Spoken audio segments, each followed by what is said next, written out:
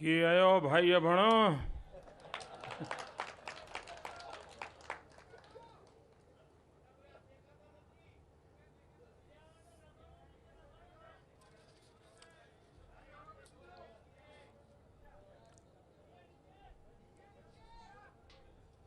આ કેમેરા વાળાને જપીને નહીં બેસવા દે.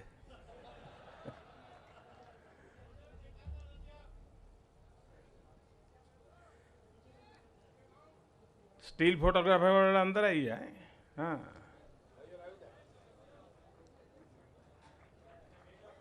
અને જેમના ઘોડા ગોઠવાઈ ગયા હોય ઘોડે સોરો બેસી જાય.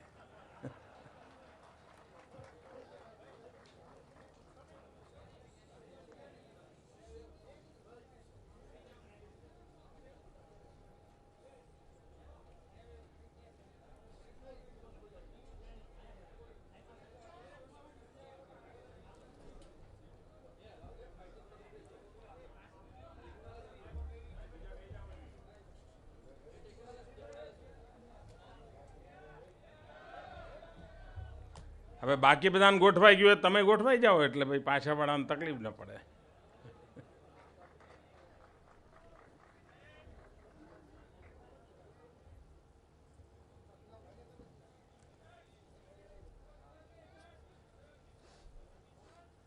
આદરણીય મુખ્યમંત્રીજી, સાંસદ મહોદય, ધારાસભ્યશ્રીઓ, ઉપસ્થિત સર્વે મહાનુભાવો,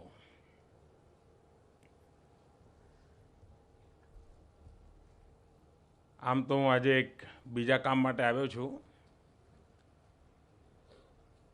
પરંતુ એક મહત્વપૂર્ણ અવસર પણ મને આજે આપણી વચ્ચે મળ્યો છે. પ્રધાનમંત્રી બન્યા પછી અમદાવાદ ગાંધીનગર તો આવવાનું થયું હતું, પણ અમદાવાદ ગાંધીનગર પછી પહેલું ક્યાં આવવાનું થયું હોય તો કચ્છમાં આવવાનું થયું. અને મને હમણાં વાસણભાઈ કહેતા હતા કે સાહેબ આજે તમે આવ્યા છો તારા 90મી વખત છો. મેં તો હિસાબ નથી રાખ્યો, પણ અહીંના છાપાવાળા લખતા હોય છે, એમણે કદાચ રાખ્યો હશે.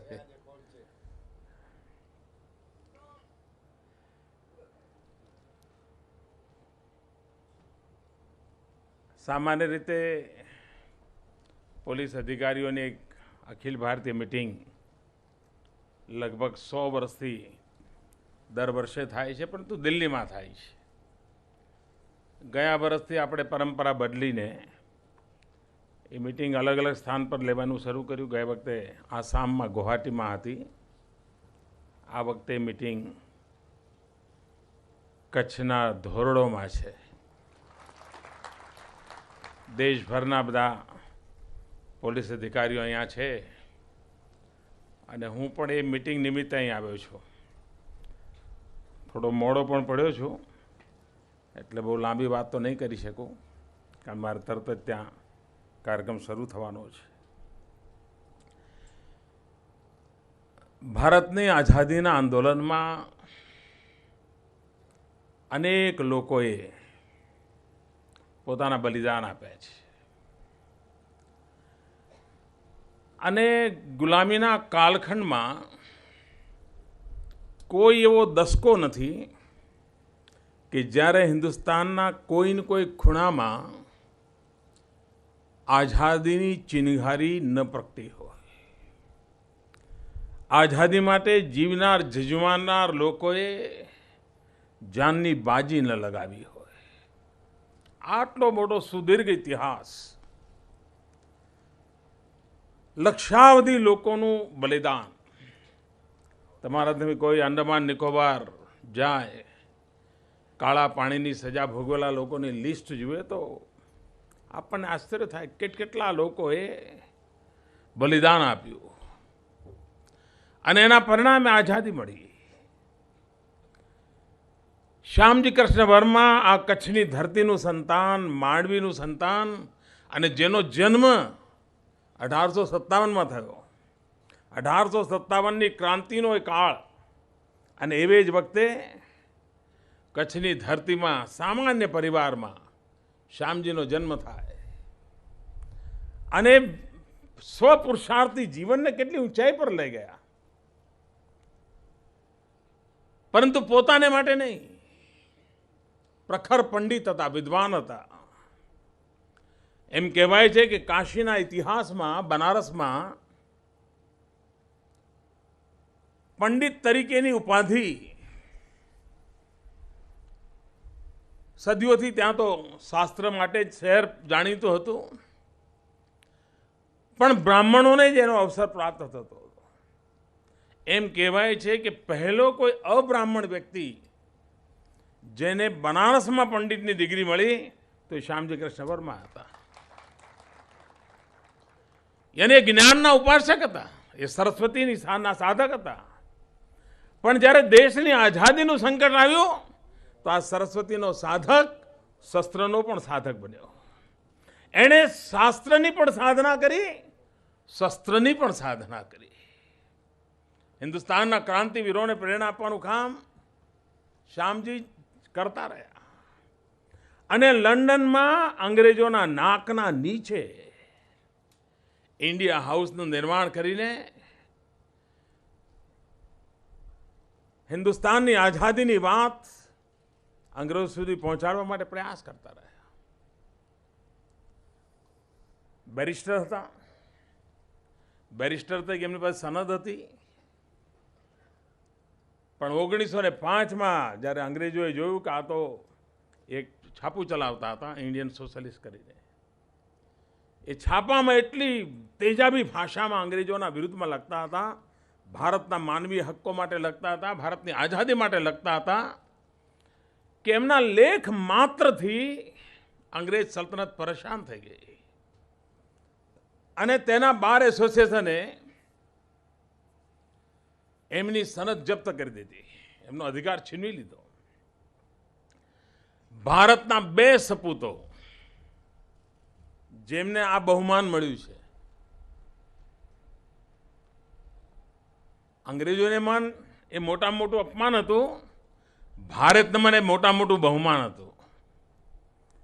એક મહાત્મા ગાંધીની સનદ છીનવી લેવામાં આવી હતી અને બીજી શ્યામજી કૃષ્ણ વર્માની છીનવી લેવામાં આવી હતી.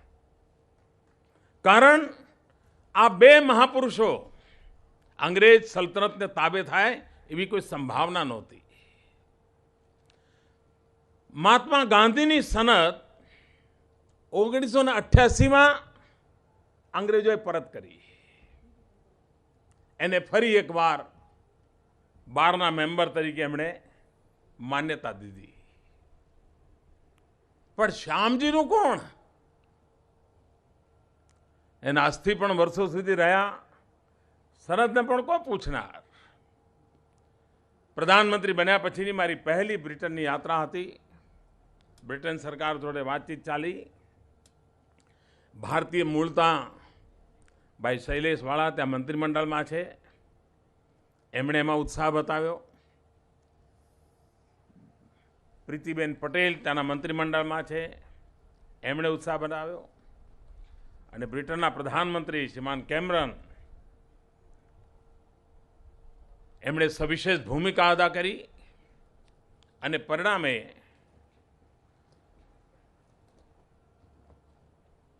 9મી તારીખે, હું ગયો એના 1 વીક પહેલા, અધિકૃત રીતે મીટિંગ કરીને આ સનદ પરત આપવાનો નિર્ણય થયો.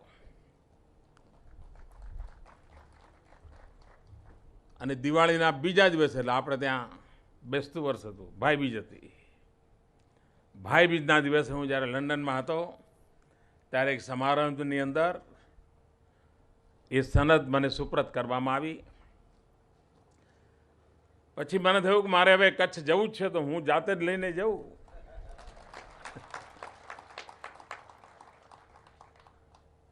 કારણ અસ્થિ ખભા પર મૂંચકીને લઈ આવવાનું મને સૌભાગ્ય મળ્યું હતું.